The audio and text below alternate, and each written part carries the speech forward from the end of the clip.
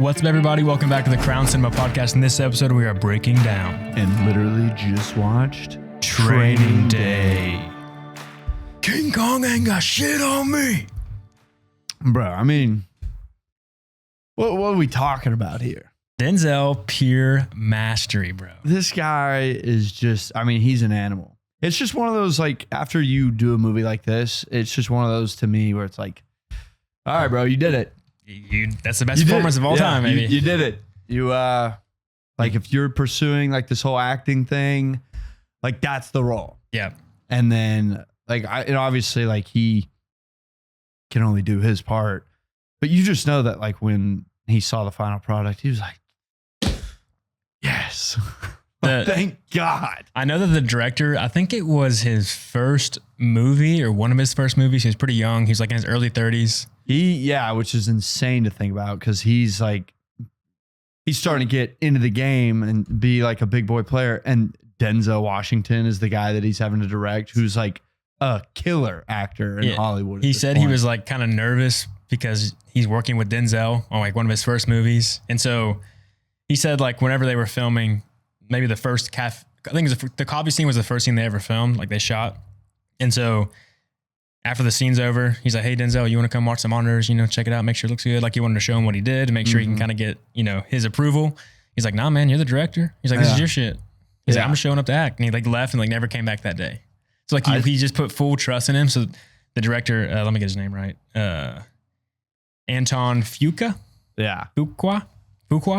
Oh, I just know we're butchering that name. So bad. Anyway. I'm not even going to try. Yeah. He was like, oh, damn. All right. So Denzel's putting full faith in me. So I better lock in. Like I got to do a good job because he trusts me wholeheartedly to do my job. So I got to make sure I do it right. Yeah. I had seen something where like he would forget to yell cut. Yeah, I heard that. Yeah. So Denzel, like, I'm sure it was just like the one time, but like he like did a full, whatever. He did a full scene. Then he like looked at the director. He's like, hey, you gonna yell cut? Oh shit, yeah, cut. Yeah. No, I think he said that was like multiple times. Oh, really? I think he said maybe particularly it was whenever they're in the car because the way they set up the cards, like they have like 3 parts of the car that they film in. Yeah. With the camera. So he would like sit in the fake car to like direct them and sit there with them. So he said he would just sit there and watch him and like he'd just be mesmerized by their performance because a lot of it was improv. Like Denzel's lines, like a lot of he just brought the script up to a whole new level. Like the script compared to what is the movie, it's just a completely different deal. Yeah, just based on Alonzo. I know. Because it's just this whole story, everything is like incredible. Like I can't imagine. I mean, obviously I'm not Denzel Washington. Right. But I can't imagine like getting the script, booking the role, and then being like, yeah, but I could do more with it. I think I could make it better. Yeah. So watching Denzel just put on his masterclass of acting, he would just sit there and forget to say cut because he's like, oh shit. He's like, he's at the movie theater every day, just watching this guy just do this insane performance, bringing the script he's directing to life. Especially this performance specifically, because like I think at this point Denzel, like, I feel like he was really known for like kind of playing the good guy. Yeah. I think the only other movie that comes to mind that might have happened before this was he did a movie with Ray Allen where he like plays his dad and like, I don't know. It's a basketball type movie, but White Men Can't Jump. No, I cannot remember the name of that movie. I only saw it like the one time, but I can't remember if that came out before or not. He followed up Remember the Titans with Training Day. Yeah, bro. This had to have just like shocked the world whenever this came out. Yeah, he was Malcolm X. First time director. I'm pretty sure it was Antoine Fuqua. Pretty sure it was like his first movie. And he gets put with like one of the top players. The hottest of the hot. Yeah, like arguably MVP of the 90s at this point. We did Southpaw. The Equalizer movies. The Train Day 2001, first movie. I love the Equalizer movies. They're pretty good. Pretty good. Damn, what is that? Look up the movie he did with Ray Allen. All right, let me see. So his third movie. Early 30s. The directors? Yeah, which Training Day was his third movie. Okay. But basketball movie with Denzel. He Got Game? Yeah. Oh, yeah. This did come out before. I was going to say He Got Game. That's when I stopped myself right before I said White Men Can't Jump. That's got Ray Allen too. right? It's been a while since I've seen it. Yeah, he plays Jesus Shuttleworth. That's right. Yeah. It's been a while since I've seen the movie, but I'm pretty sure I don't think he plays the best guy. I think he's a bad father. Okay, yeah. He ain't as bad as Alonzo. Nope. This Alonzo, dude, you talk about like that's just one of the most twisted, evil characters that we've seen. He's up there. He's a master manipulator. Yeah. Like, I think from like a textbook manipulation standpoint of how they would train you to manipulate somebody, Bro. he does it perfectly. Yeah. The entire movie. He's constantly manipulating it. No, they had to have like first off done their research, but I bet when this movie came out, like people that are involved in that field were like, holy shit, nailed it. Yes. That is terrifying. And even from how good that Denzel did that. And just the opening scene with Alonzo in the coffee shop, whenever Ethan Hunt's character Jake meets him for the first time, just first of all, the things the improvs bring the character to life to show a little bit more of who this guy is, but just the entire time you can just see exactly who this guy is by he's a dick. And then first he's trying to be nice, and then a dick, just 180s on you real quick. Yeah, that's the whole thing. He's constantly like going back and forth. Yeah. So he's making you feel like the biggest piece of shit, but then he also can make you feel like the best. Yep. So, just you're constantly you're quite literally on a roller coaster with this guy the entire movie. That kind of goes into like his manipulation tactics because he promises Jake his dream job. Like, I'm going to make you a detective. Like, you stick with me, I'm going to make you a detective. I want to make detective. There you go. You can do it. Stick with me. You can do it. Yeah. So making your big promises to the guy so he kind of like trusts you and wants to like be involved with you. Yeah. And then he makes him take his wedding ring off shortly after that. So like from a manipulation standpoint, he's like slowly having him change his identity from who he believes he is to become like the guy that Denzel wants him to be. The one that's going to help him do the crimes he's doing, help him get out of the deep shit he's in. So just those little bitty things in the beginning when he first meets him, promising him something big and then take your wedding ring off. Yeah. So like nobody can see you have a wife. Such a wild way. Like, dude, I can give you everything you want and more. Now take that wedding ring off. Which might be honestly a good tactic. I would absolutely say that's a good tactic. Like in this world, it's just for me, it's just a little off-putting that like a character like Alonzo is making these promises. It's like, I doubt anybody's really getting into this line of work for the glory. Right. Like Ethan Hawke's character, Jake, like he literally is not, he's not in this for like a beautiful house and all. Well, I mean, I guess he does mention like, they got bigger houses and stuff like that. He just wants to take care of his family. He's an idealist. Like he wants to be, he's idealistic in the cop world. Yeah. He wants to be as successful as he can, but really what it comes down to is he like wants to protect people and put away bad guys. Yeah. He wants to be a crime fighter. Because whenever he presses him about like, why'd you get into narcotics? Like, what's this for? He's like, come on, man. I want to stop drugs off the street. He's like, come on, man. Why do you really want to do it? He's like, I want to be a detective. Yeah. Which is still not like I want to be rich and famous and get the glory. It's still like I want to have a job where I can solve the bigger crimes. Yeah. I want to make a real difference. Yeah. Like I want to take out like the top hitters that are ruining my city. Like, I mean, dude, we're in LA, bro. Like, especially it's LA. Peak crime time. Yeah. Like early 2000s. So yeah, I would imagine that he just always was like, all right, when I get older, I'm going to stop the bad guys. Yep. Because this is such a great city. So I want to make a difference. Well, the areas that they filmed in were actually really dangerous parts of LA at the time. And so the crew, who I forget what crew member it was, but they ended up talking to the gangs in the area and asked if they could shoot in those areas and keep it safe. And they were like, yeah, sure, as long as you cast some of our gang members in the movie. So a lot of the scenes when you see like the extras that are gang members, those are real gang members. I think it's the Crips.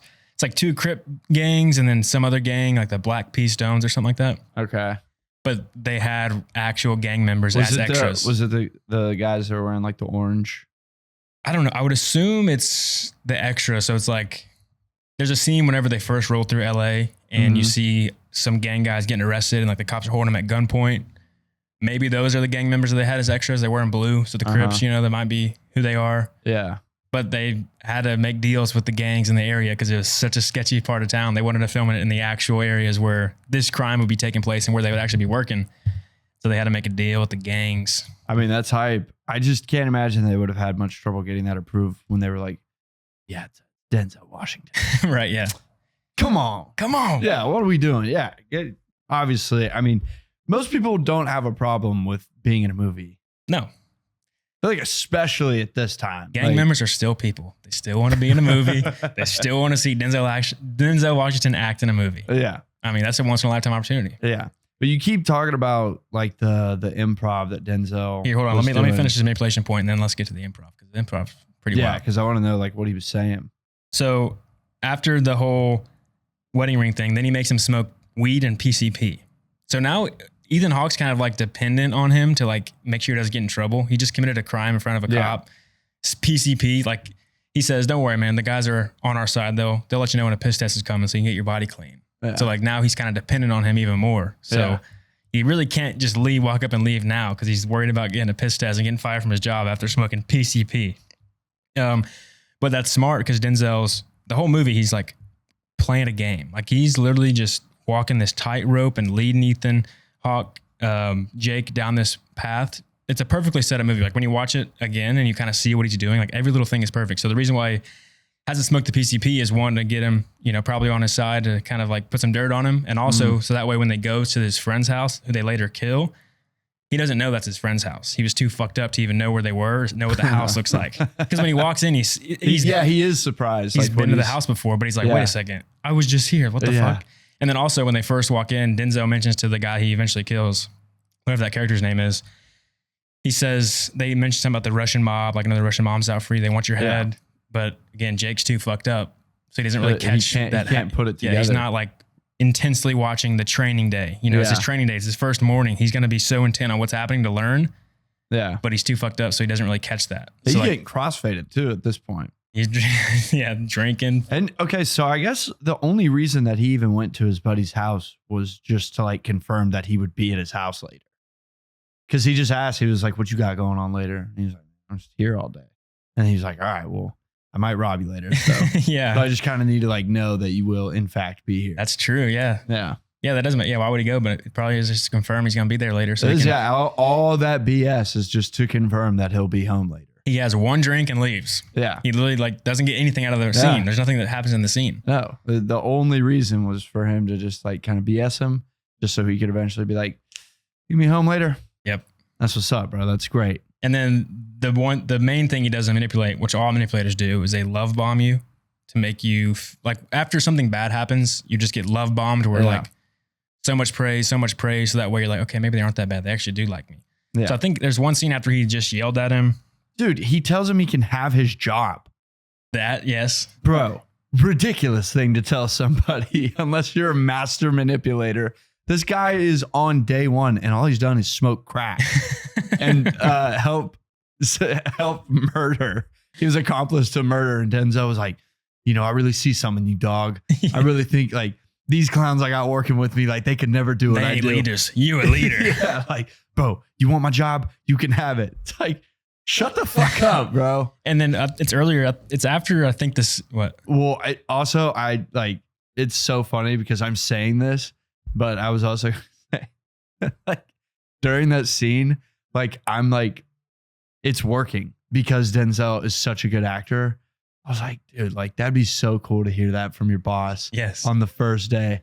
And like for a moment, I was like, I kind of forgot that he made him smoke PCP and commit murder. Well, he kind of makes Ethan Hawke forget he smoked PCP. As I'm saying, yeah, like it worked. He's so good. At one point, he tells him like, he hypes him up like, you got the dog in you. Like, come on, crime fighter. You're a crime fighter. You got the magic eye, Hoyt.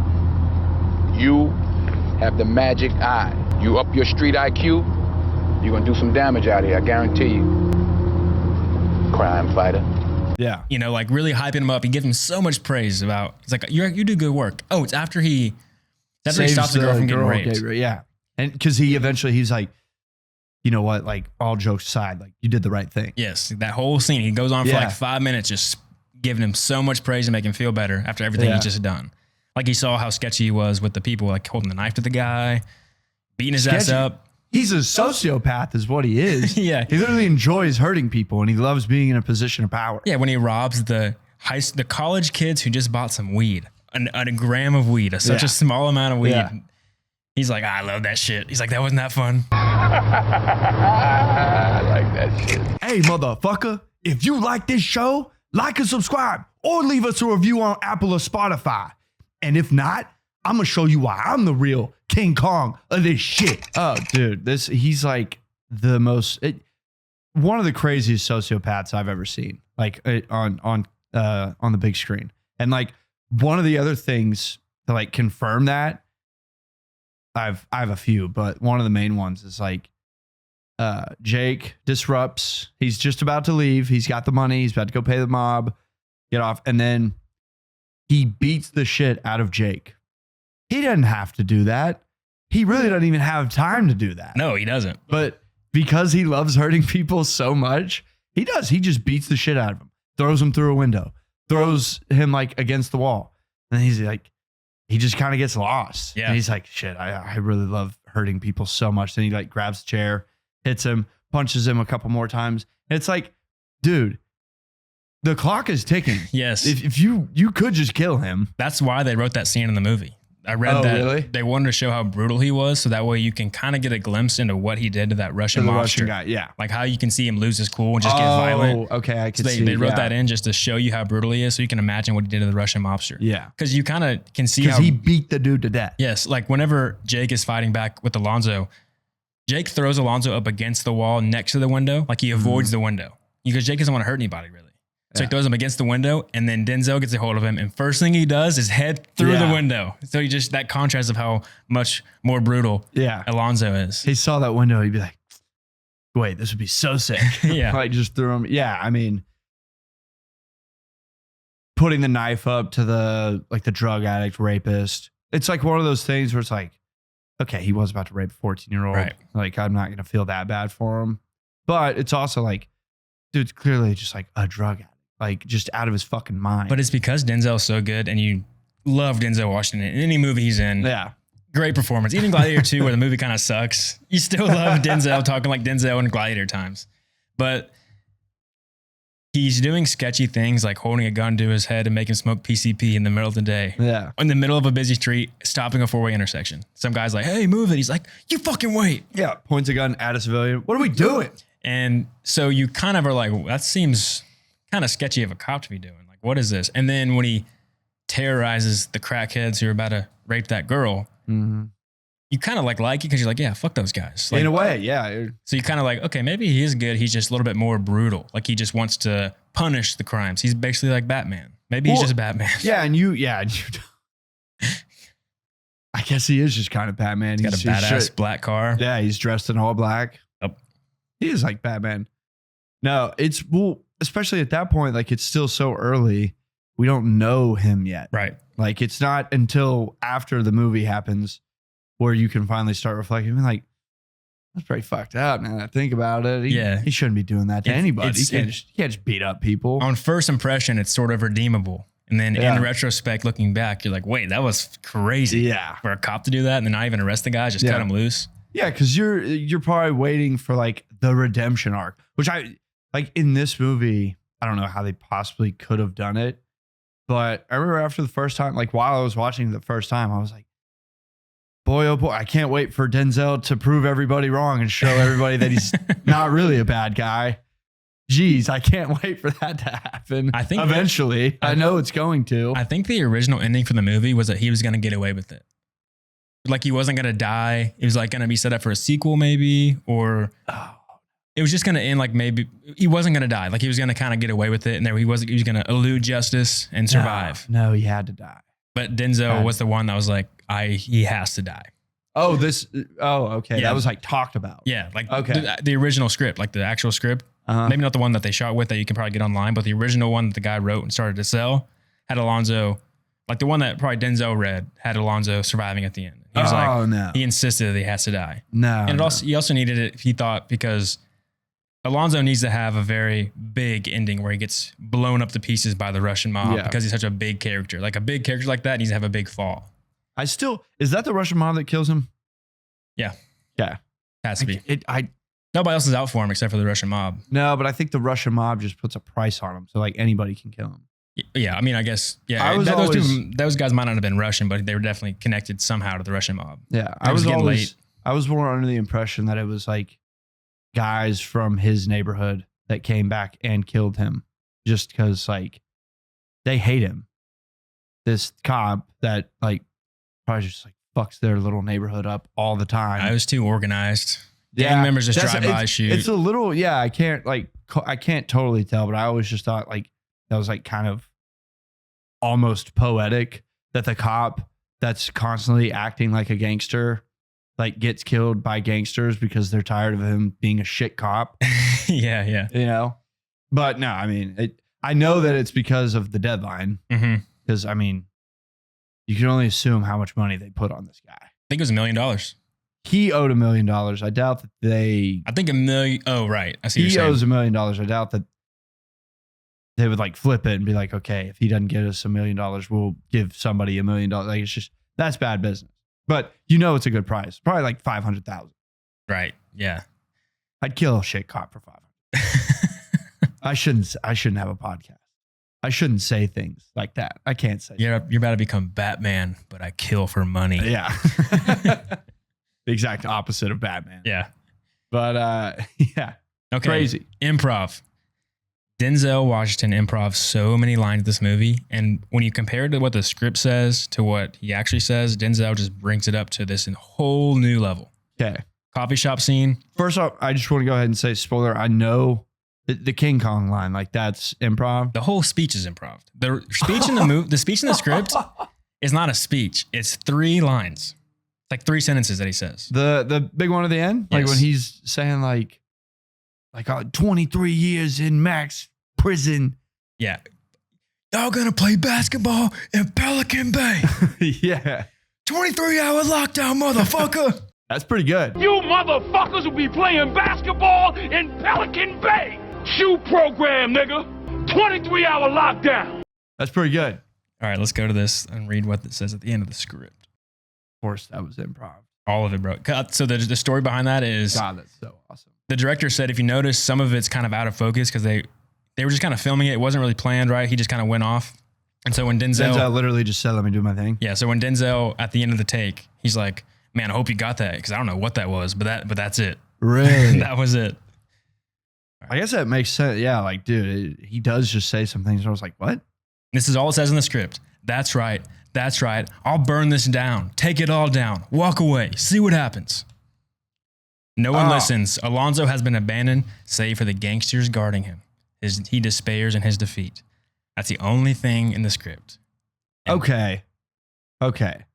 Yeah, obviously, I completely understand Denzel being like, Alonzo would not go out like that. No. Are you seeing like what this guy has done all movie? Like how capable he is? Like, ain't no way he's about to just lay down now. Yeah. And so when you notice here in the script too, there's not any lines of Alonzo calling it back out to Jake. That is in the script though. Son of a bitch. You shot me in the ass. Yeah, you have to say that line. That's a great line. You shot me in the ass. The way he says that too is so funny. Oh, it's perfect. Oh, shit! Ah, you motherfucker! The next one will kill you. Oh, son of a bitch! You shot me in the ass. So you notice here also Alonzo's never calling back out to Jake. But what Denzel doing that in the scene shows you his desperation, where he's like, oh, y'all ain't gonna do this, Jake. Yeah. You can see how desperate he is because he knows that they're probably about to kill him. Yeah. So like his one hope, his one lifeline's walking away from him because he's made him smoke PCP earlier in the day. But Denzel brings that whole scene up at the end, just complete improv. What a beast, bro. So this one, he did say, he said, put cases on all y'all. Whole crew's going to Folsom. Solitary for life. No human contact. Fuck y'all. So he kind of used it a little bit, but they gave him a little bit to like kind of go off of. Yeah. Yeah. No, that's awesome that he just read that and he just, probably, of course, now with the new director who's being starstruck every day, he works with Denzel. Denzel was like, yeah, I'm going to do more. Yeah. I'm going to do more than that. And the director was like, fuck yeah, you are. Yeah. Just let it roll. Let it roll. Yeah. Terry Crews just coming out of nowhere in this movie. Yeah, that's hilarious. Yeah, he wasn't even in the first scene, like whenever he does go back to his apartment. Like Terry's not even there. It was like he like showed up on set and the director was just like, hey, wait, you want to be a gang member? Just real quick.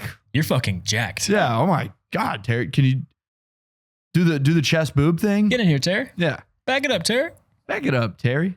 So the coffee shop scene as well, most of that scene was improv. The way that he enhanced it from the line. So whenever Jake tells him that story about the DUI stop, he's like, tell me a fucking story. He's like, I read paper to be entertained, so now you got to entertain me. Tell the story. So was that wasn't improv? That was, well, I don't think so. I don't know. He's just got total freedom though. Yes. Pretty much in this movie. He can go off script a little bit. Yeah. So the line that is in the script is whenever he says a DUI stop and he's like, oh, wow, DUI stop. The line says in the script is a DUI stop. Wow, go on. But so what Denzel does, he like grabs his gun. He's like, all right, let me get my guns out. Come on, DUI stop. All right. You know, enhancing oh my God, it. you really can tell. Yeah. Actually, like when I'm thinking about it. Whenever he says that that Jake's first training officer, the one that he did the DUI stop with, was a female. The script has Alonzo saying, your TA was a female. Like, that's it. But the way that he kind of maneuvers and delivers it kind of shows he's about like objectify her a little bit. Like, come on, you got to tell me you fucked her. You know, like the way he like says that line, he just adds the flavor of how. Said, you tapped that ass, didn't you? Yeah. You tapped that ass, didn't you, Jake? So enhances that. And then in the script, there's no part where Alonzo scares Jake mid-story. He's like, "Pop!" Oh, boom! Yeah, You never know. that was improv. Denzel just did that. Oh, so Ethan literally. Probably was a legitimate jump. Yeah.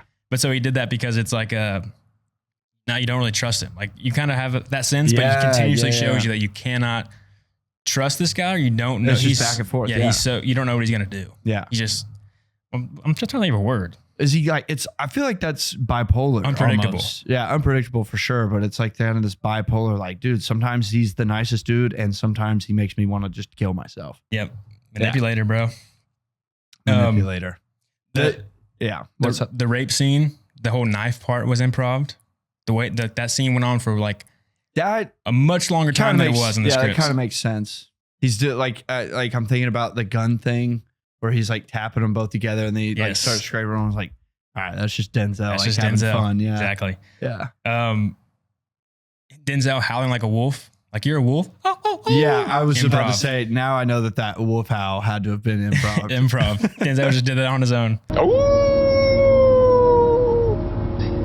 So the wolf does. You a wolf? That's perfect though, because he like tells Ethan, he's like, you sound like a rooster. Perfect. Yes. That's so funny.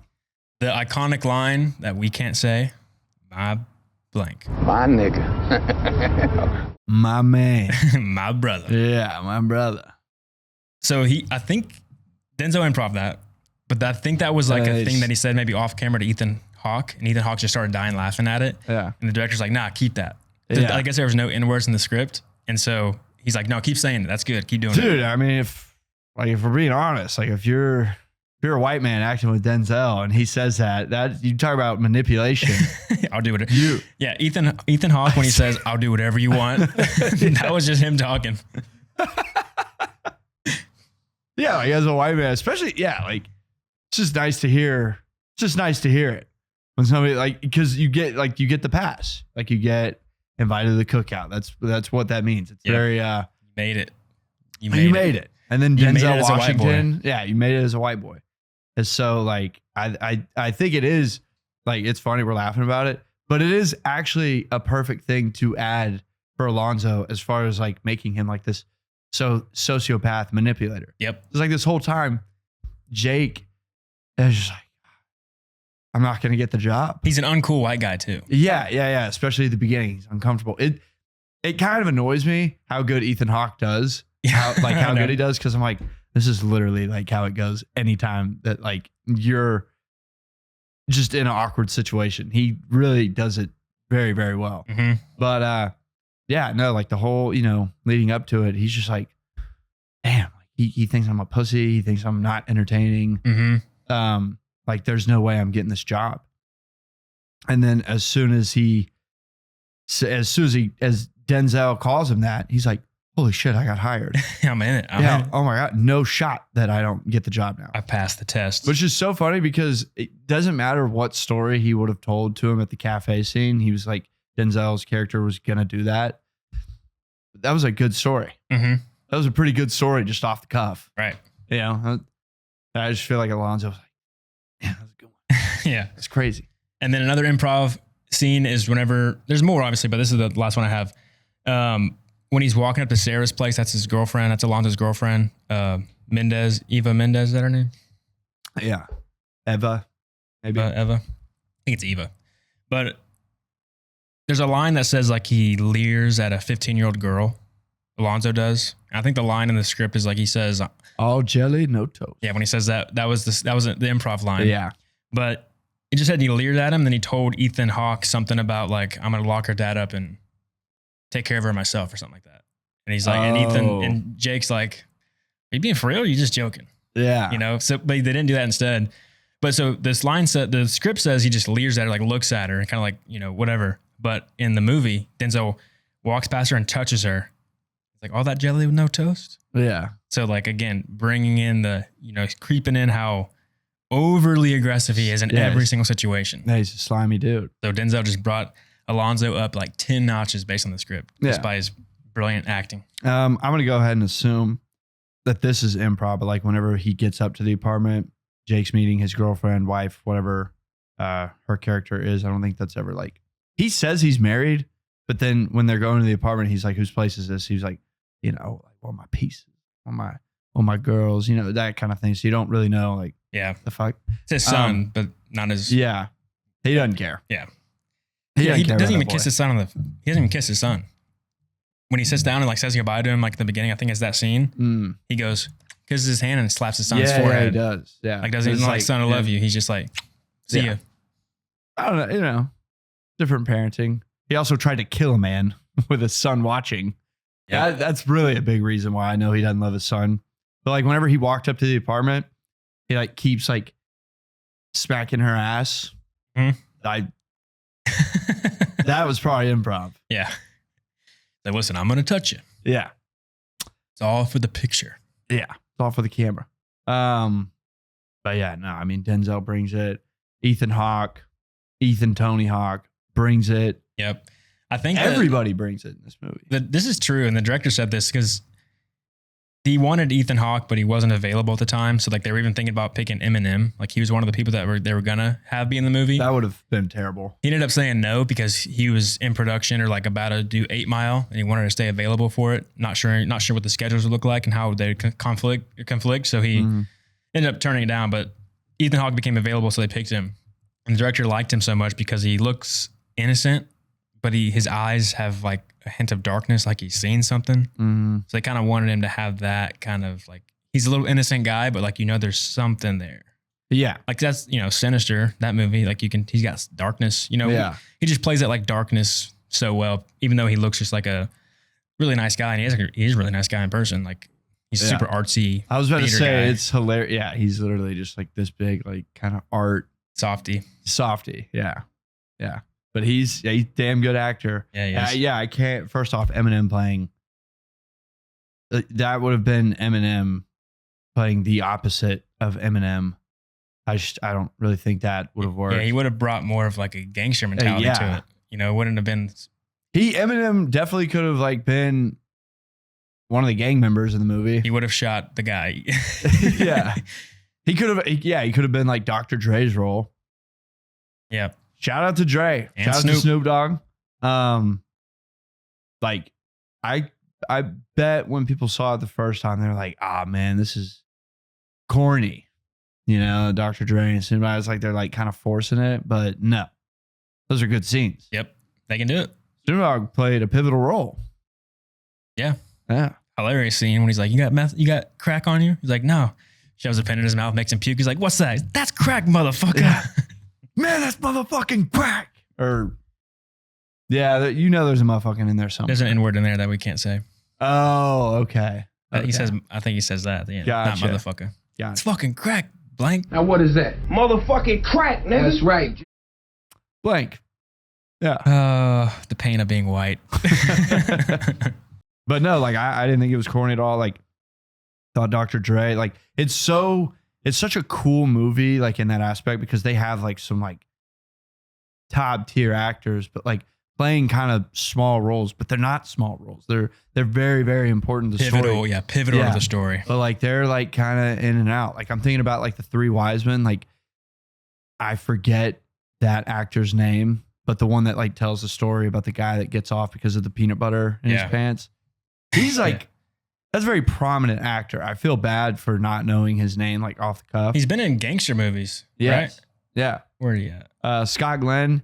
He's in Silverado, one of my favorite westerns. He's like, we have Tuco from Breaking Bad. Oh, he's in Ozark. That's where I'm seeing him from. He's the I've seen him in some. I haven't seen Ozark.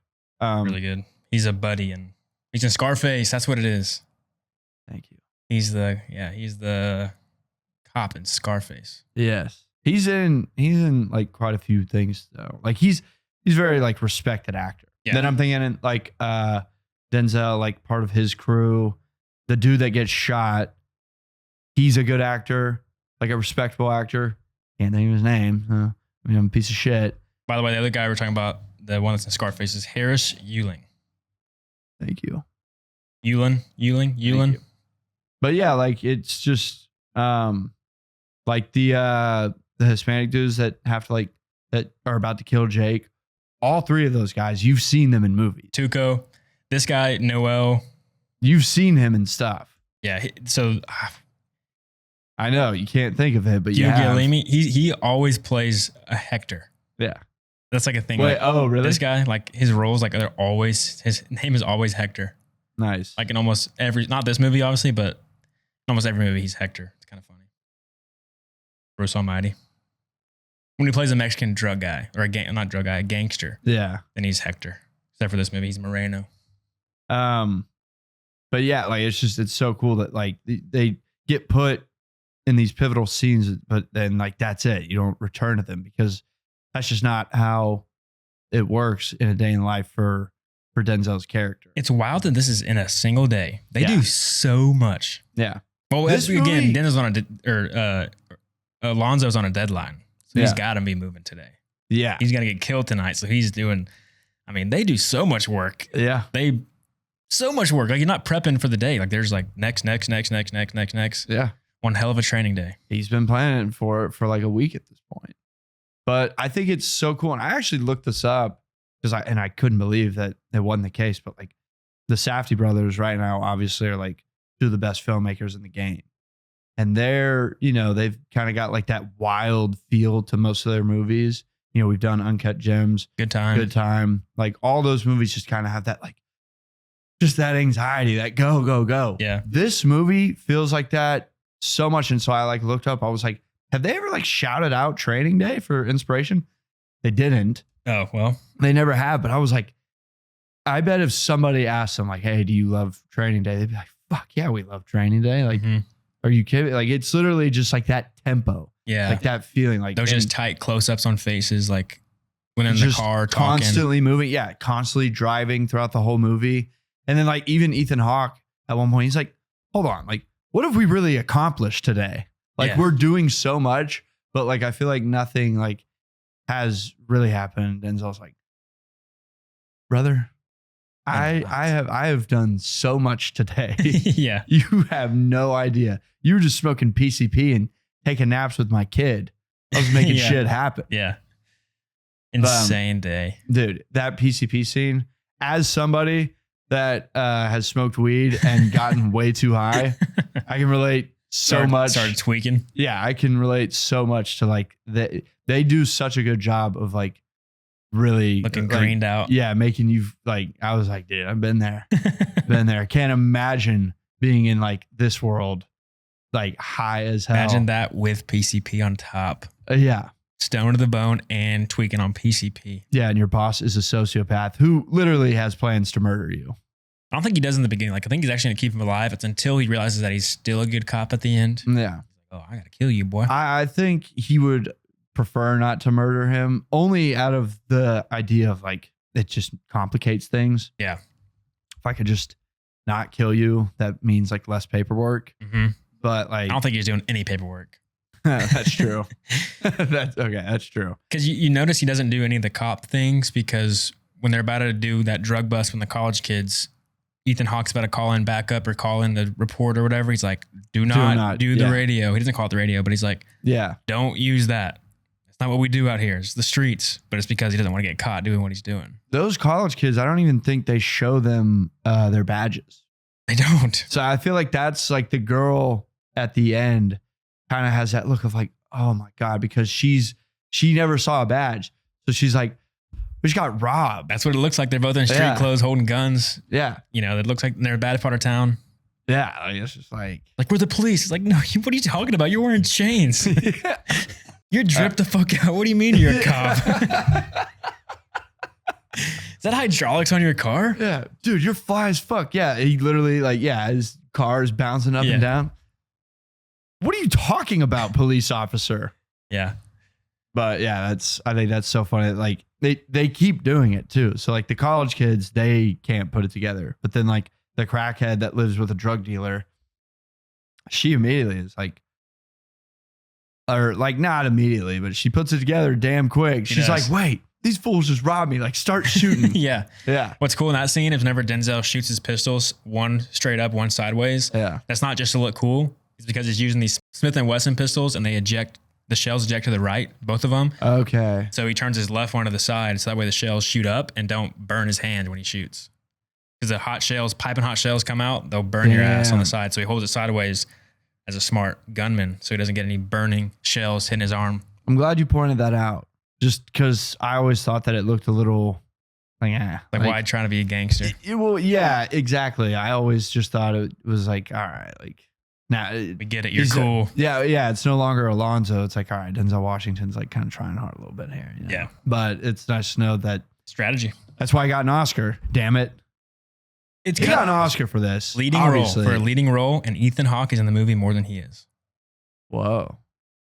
I think Ethan Hawke's the main character. Yet Denzel got the award for the lead actor, and Ethan Hawke was up for an award for the supporting actor. No. Yep. Really? Yep.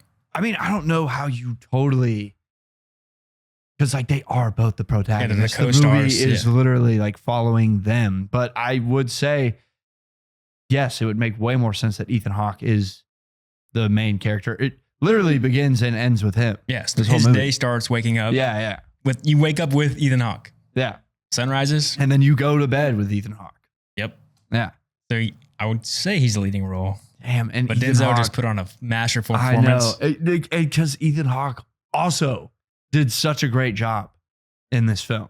Yeah. Like a phenomenal job.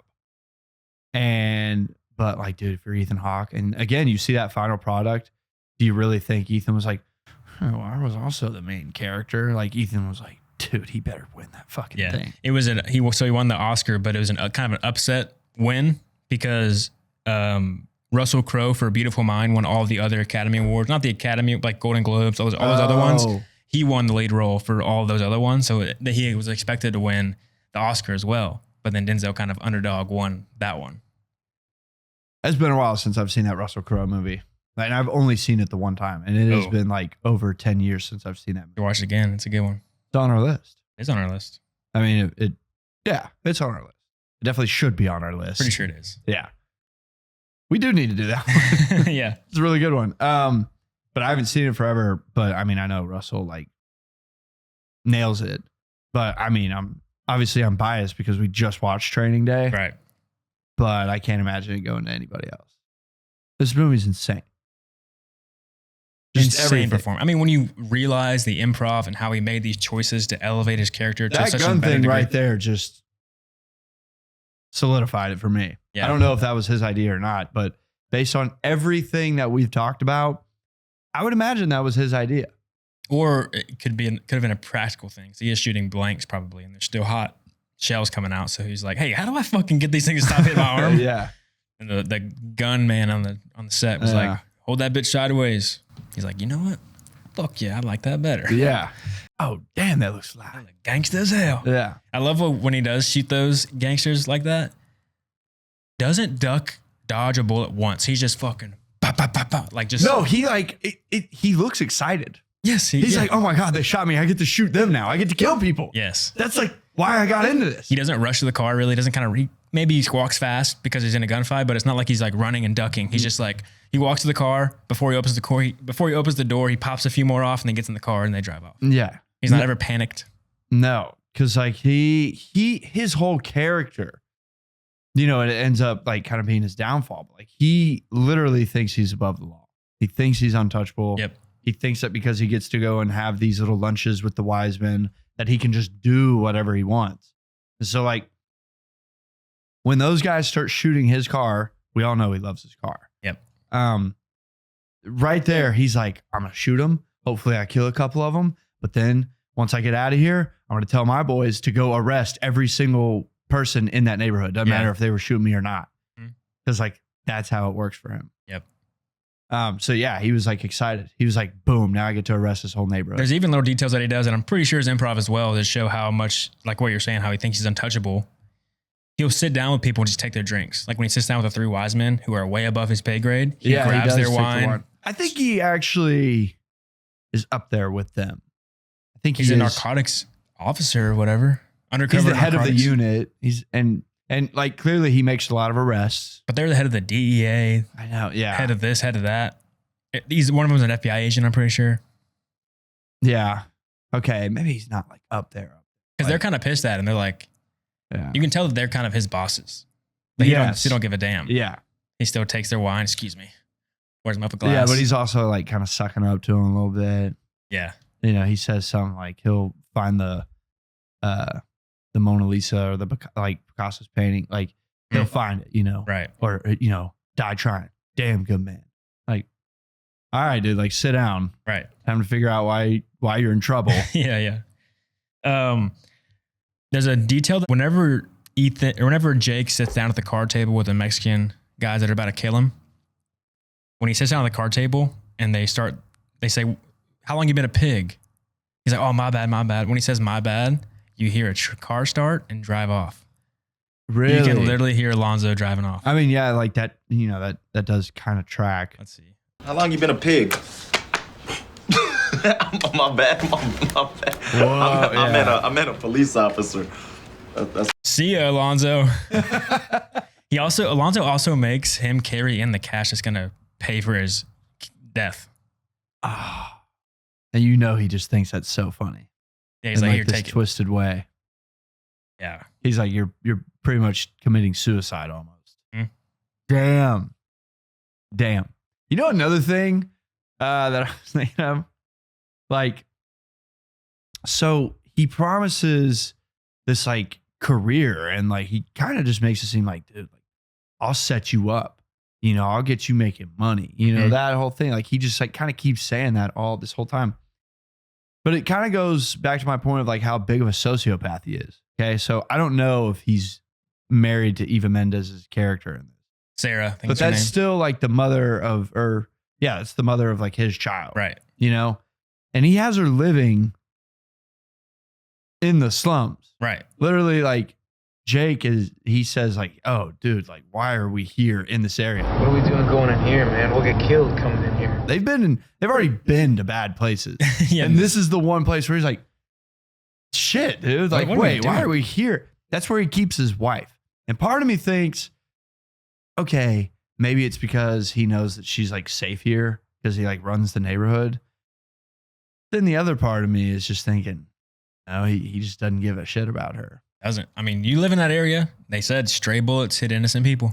Yeah. Okay. Yeah. So He don't give a damn. he just doesn't give a damn. He ain't bringing them out. He ain't putting him up in a good home. He gets $1 million to pay off in a fucking second. Right? Like, I know he's capable of making the money. Well, first of all, you know he's making money. He's wearing nice chains. And he's got a badass car. He's got a Monte Carlo with hydraulics, and it's fucking badass. He's making his own money, and he ain't helping out his family. How does that work if you're a cop? Just I'm thinking about when he has to pay taxes. He don't report. I'm above the law. Yeah, I mean, I guess he is with the guys that make the arrests. So like, he's just like, yeah, just ignore it. That was a Like, drug dealer's car he stole. For sure. Could be. Oh, that chain. Oh, true. He killed Yeah. somebody and got that chain. Yep. Yeah. Every person he stops, he robs them. Oh. I'm pretty sure. Damn. The college Wait. kids robs them. The meth guys, he takes the crack out of one guy's sock, puts it in his pocket, takes the cash out, puts it in his jacket pocket, puts it back in the car. He's like, we use that as like credit later or something. Damn, I was BSing with the whole like, oh, like the car, like he like robbed. No. He probably He did, did. yeah. Yeah. That's cool detail then. He Yeah. might have robbed a drug dealer for his car. Yeah. Shot him point blank in daylight. And then he like just looked at the whip. He was like, damn, I like that. I'm going to drive it now. Yeah.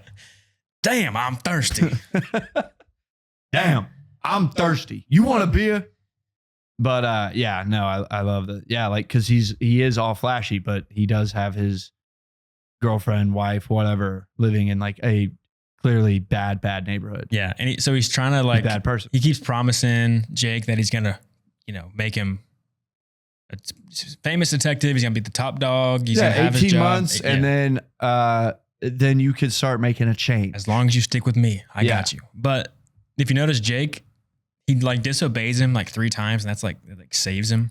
Like he tells Jake to avoid small crimes. Like we do the big shit. Like don't be saving the girl that gets raped. Let the garbage men handle the garbage. We're professional anglers, okay? We go after the big fish. But him saving that girl saves his life in the end. That saved his life by him stopping real crime, a horrible crime. Yeah. Being a good cop, seeing a crime, you should stop it. Right. Yeah. It's just one of the, it's like, wait, what lesson are you trying to teach me right now? Because no matter, like, we're police officers. If you see a girl getting raped, you stop it. Yes. That's like, even if you're not a cop.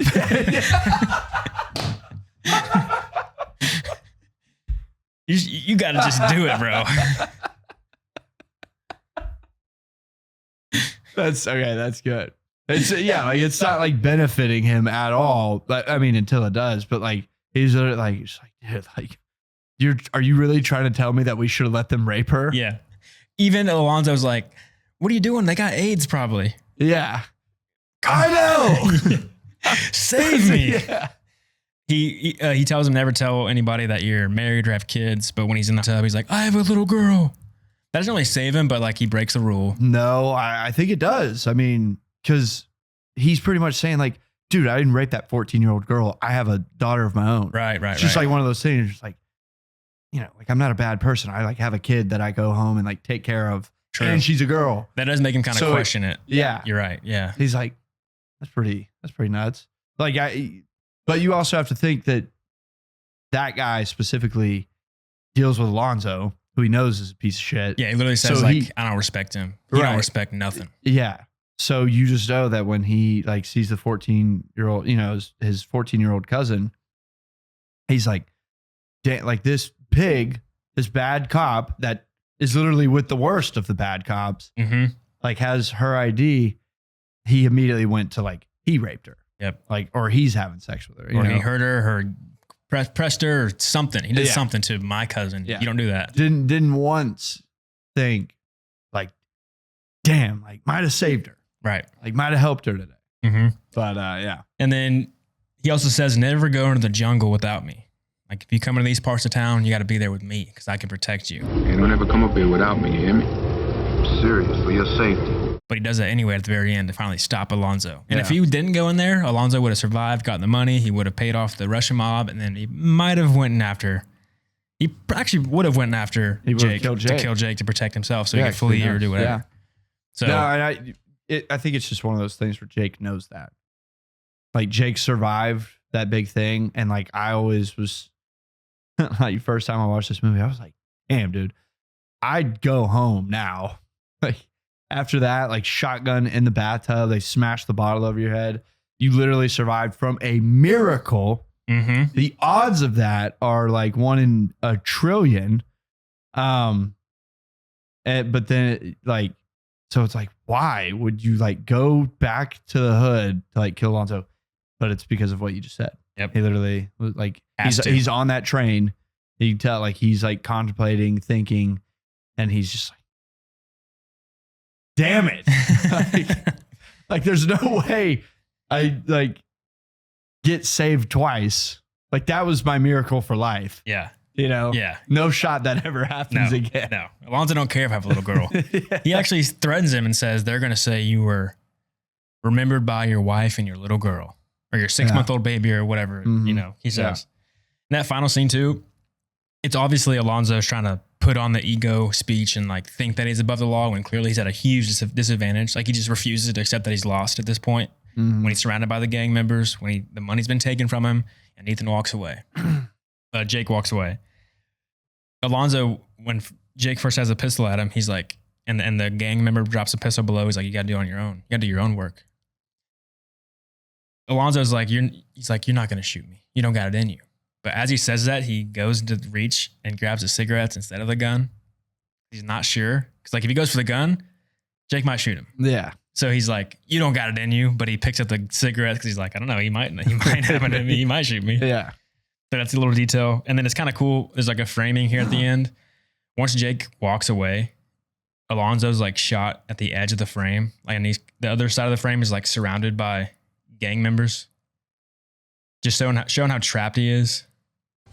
Hey, Jake! Hey! Jake! Jake! Jake! Come back here! You disloyal, fool-ass, bitch-made punk. Jake! Jake! Camera goes up just to show how surrounded he is. And see how he's so pressed up he is against the frame? Because he's like, he's lost. He's like back against the wall, screwed. Yeah. I think he's still got one more Jake coming up too. Oh, you motherfuckers. Okay. All right. I'm putting cases on all you bitches. Huh? You think you can do this shit? Jake! That was so funny. Have you ever seen the movie Hot Rod? Yes. Babe. That had to have been because of this. Probably. Yeah. I love that movie. I haven't seen that movie in so long though. Oh, that could be my favorite like comedy movie of all time. I love Hot Rod so much. You look pretty. What? I said you look shitty. Good night, Denise. Yeah. One of the most quotable things. But yeah, like it's funny because I grew up watching Hot Rod, but I only saw Training Day for the first time in my life like a few years ago. Mhm. So I'm like watching that scene. I was like, hey, like they took that from Hot Rod? Like they copied? Like obviously Hot Rod took that from Training. Yeah. That's weird. They copied Hot Rod. Yeah. That's the first thing that my mind went to. I was like, Denzel Washington copied Andy Samberg. That's pretty funny. Also, I don't know. Yeah, like I love because like this is early 2000s, and I think there's always just been the whole like gang members not only hate cops, but they also think that they're like racist. Mm-hmm. And so like the fact that Denzel Washington like keeps referring to like where he lives as the jungle. And then like at one point like calls himself King Kong because he's saying he's the king of the jungle. Right. You know, they heard that. They're like, hey, wait a minute. Racist ass cop. Wait. And you're racist. Like it was already bad enough that you're a cop, but like. And that you're corrupt. Yeah. And now you're a racist, corrupt cop. And like you're black. You're one of us. You're just like, you're like the worst cop. Yes. Like you're like, yeah.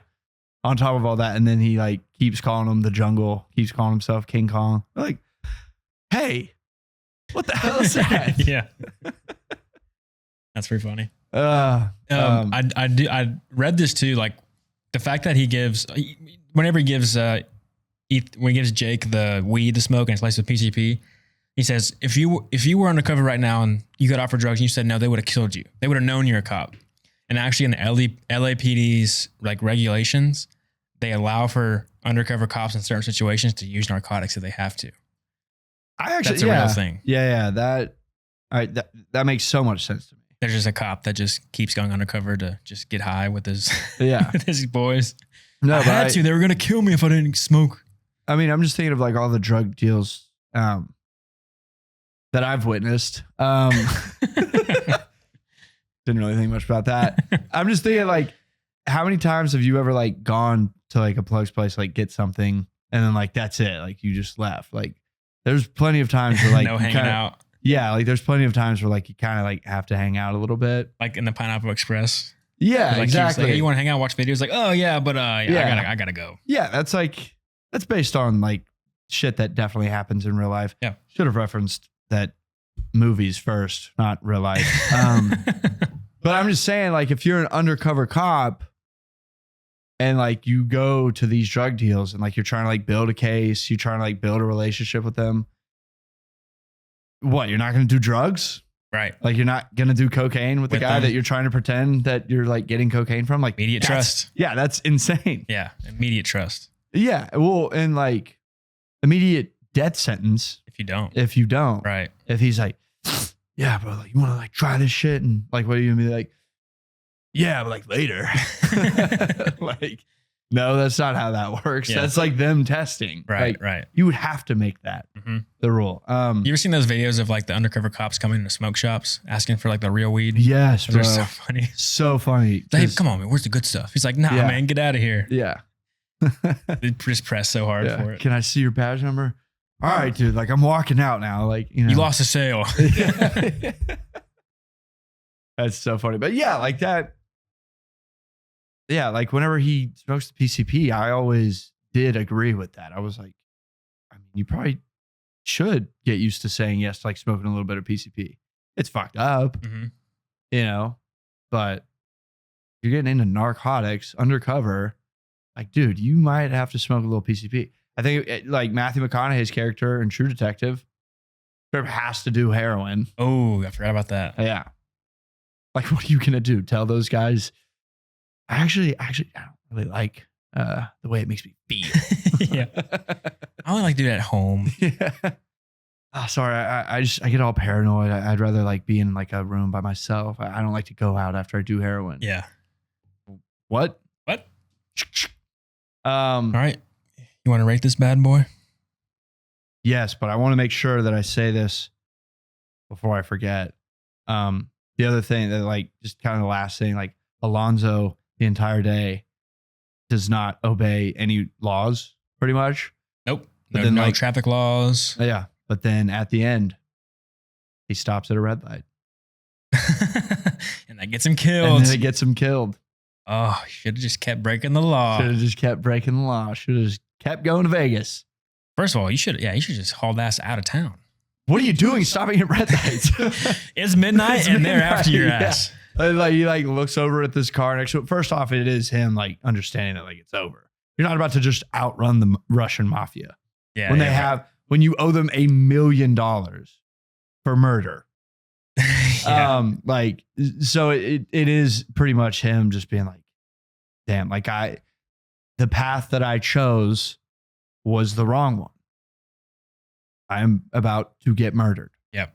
Like, because I'm a bad police officer and a bad person.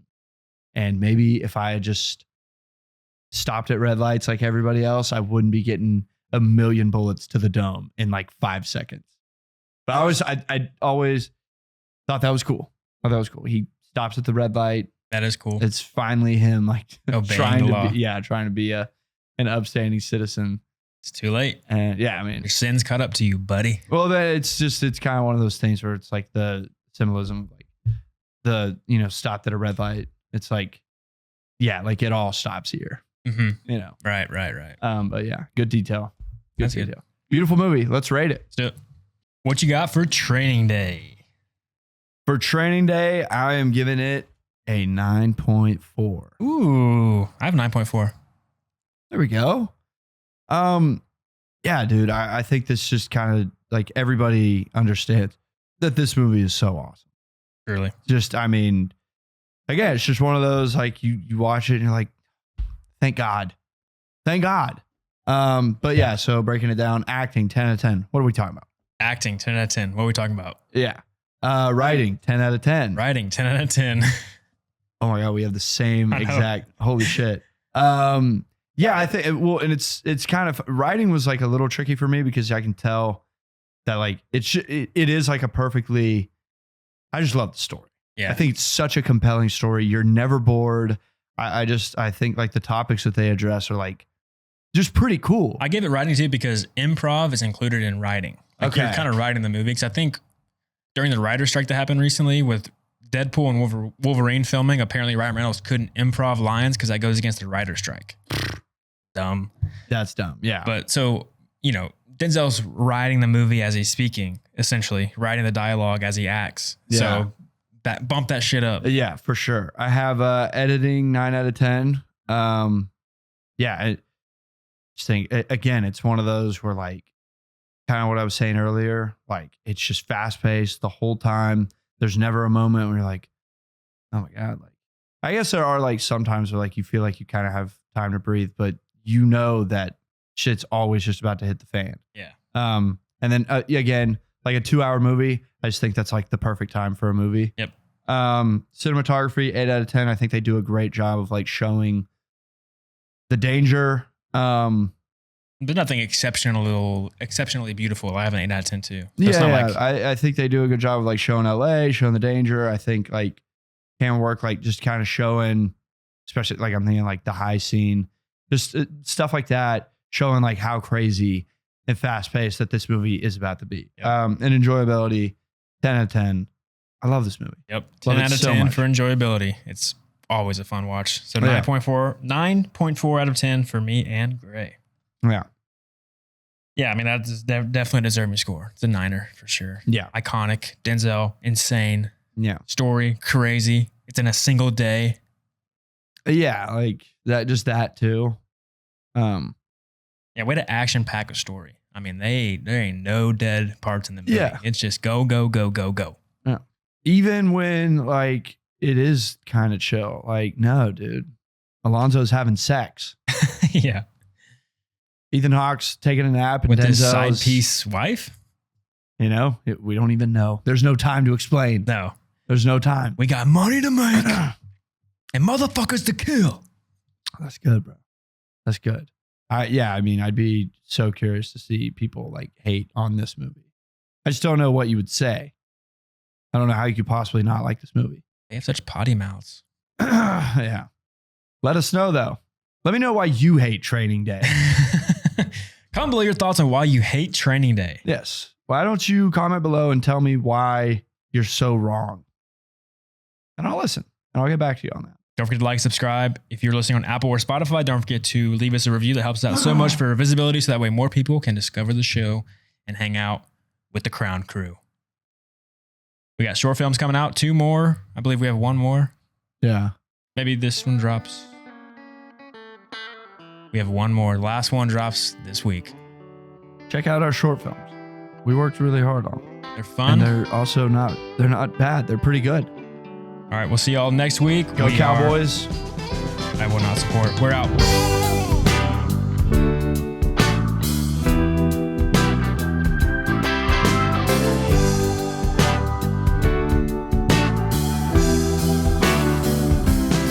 Well, I've been working like a dog trying to buy my next meal.